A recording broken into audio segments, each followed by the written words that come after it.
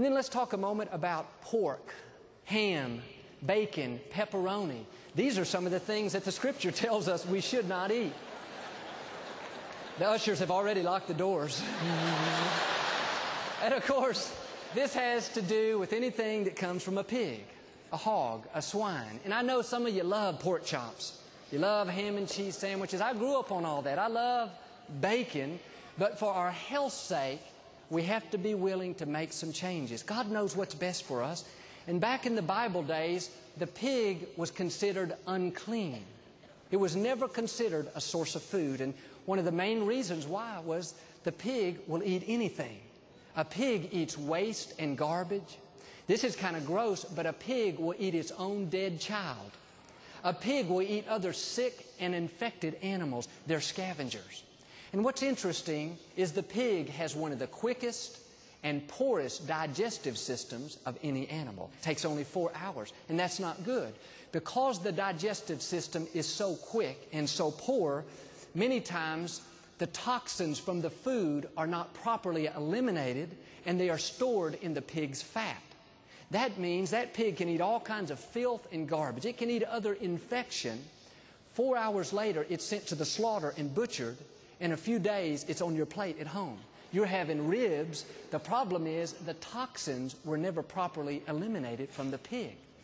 On the other hand, the animals that God says are okay for us to eat, like cow, lamb, deer, buffalo, these animals eat fresh, clean vegetation. Their digestive system is much more sophisticated. In fact, a cow basically has 3 stomachs. And that fresh, clean vegetation is processed through a digestive system that takes 24 hours. Think about it, 24 hours versus 4 hours. Would you rather eat an animal that eats waste and filth or an animal that eats fresh, clean vegetation? An animal that poorly processes the food and stores the toxins in its fat, or an animal that properly eliminates the toxin from its body? I don't know about you, but I don't want to take a chance of putting that kind of junk in my body. And as I said, I love bacon, but a few years ago, we switched over and started eating turkey bacon. I can't tell the difference now. I love pizza, but I don't eat pepperoni anymore. I made changes not only for my health's sake, I made changes to honor God. And I believe that if I'll do what I can to take care of myself, God will do what I can. Something else the Bible tells us we should stay away from is any kind of shellfish. Shrimp, crabs, clams, oysters, lobsters. Again,